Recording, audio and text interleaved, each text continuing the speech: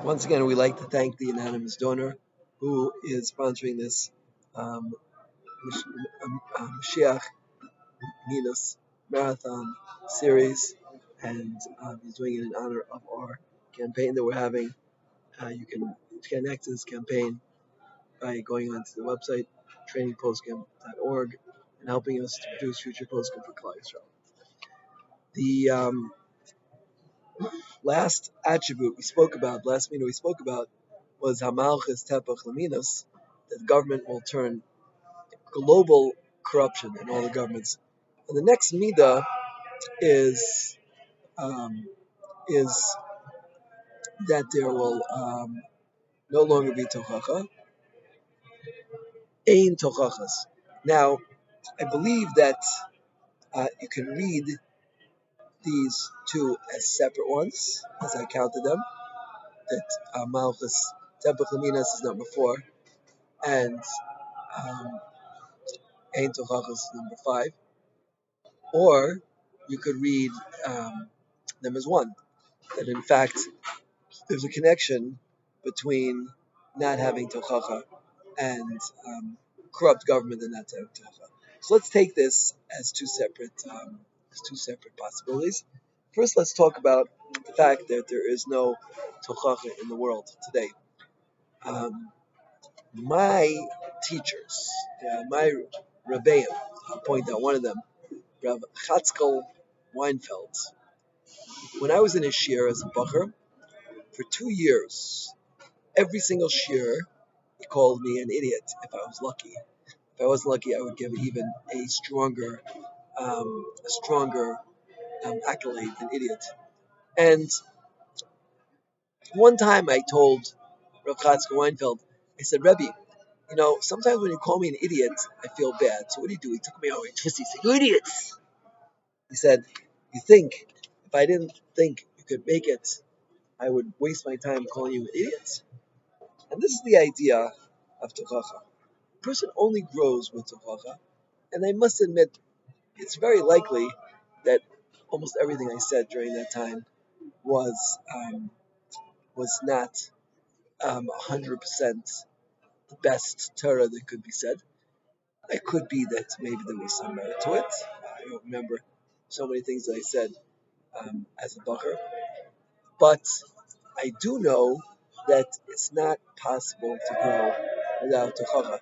It's one of the memchas kinyan Torah. You have to have tochacha. But what's the problem today with tochacha? So we have a very important sugya in Erech and Daf Tezayin. It's very important because the whole din of Tinik Shenishba, of non-religious Jews being considered to be shogeg in their actions, being considered to be not intentional in their actions, is based on this Gemara. The Gemara in Erech and Daf Tezayin says like this: Amr of Tarfon, Tanya of Tarfon.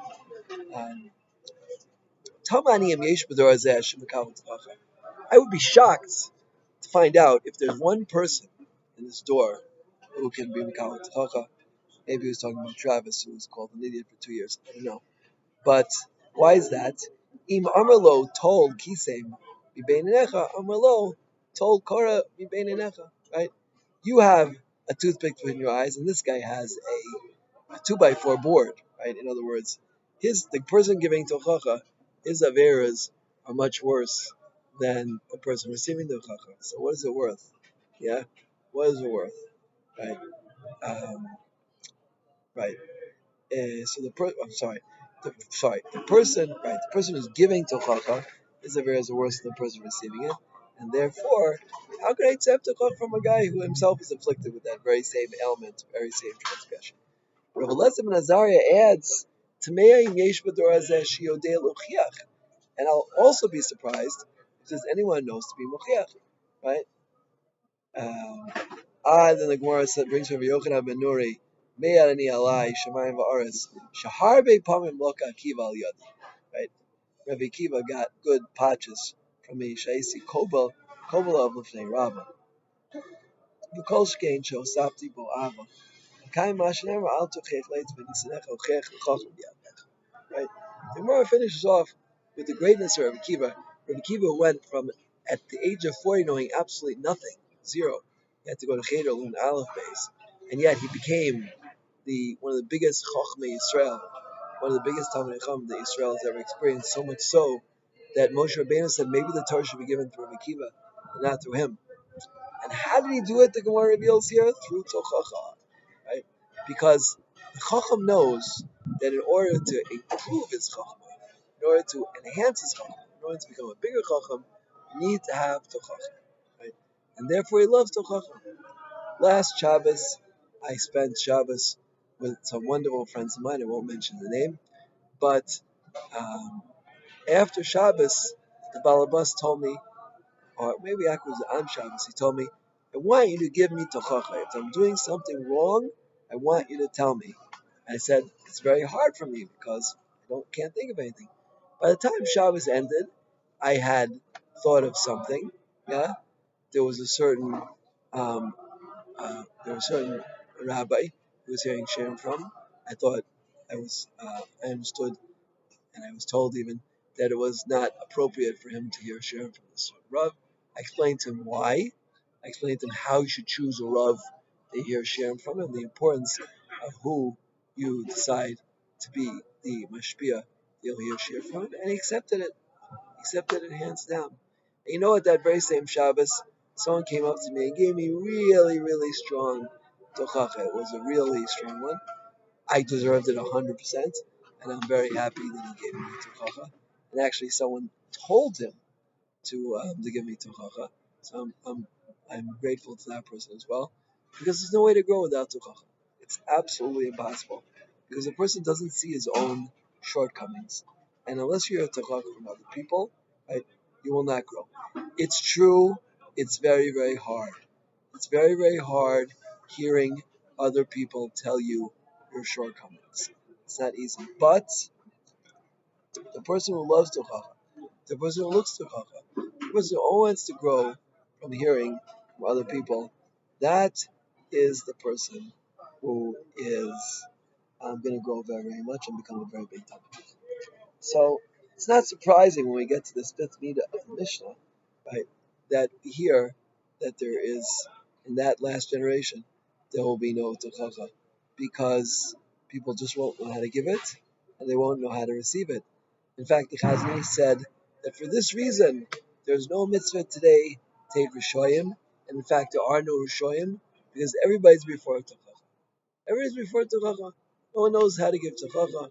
We're all before Tochacha, so we can't consider anybody an Avera, Russia today, because no one has given Tochacha. And and that is that. So it's a very, very important thing, and if you have an opportunity to hear Tochacha from someone, you should grab it. Yeah, you should grab it, because it's something extremely, extremely valuable. Extremely, extremely valuable. And it's the best. As long as you could hear it and accept it and put down your ego for 1 minute to hear what the other person has to say. And they're probably right. They're probably right. Because we all have so many shortcomings. And halavai, that we could get rid of even a few of them by listening to what other people have to tell us. So therefore, be careful. Do it intelligently. Do it with poise.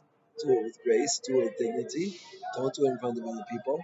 But right, if you are the rare, rare person who has the personality who can really give tochacha, and really you love this Jew like yourself, and you really care about him, and it really bothers you tremendously that he has some element of Avera, it's not going to get all proper Haba, then perhaps you're allowed to give Tochacha, ask a Shara first, and if you do give Tochacha, or you do receive Tochacha, love it, and don't bite it. Hashem should help us all to grow and to find the right people who can Moshiach us. And again, I thank the anonymous sponsor of this series of the marathon of Moshiach, the Midas Moshiach Marathon, right? And invite everyone to contribute to our campaign at trainingpostgame.org, training Atzlach Rabba. Amen.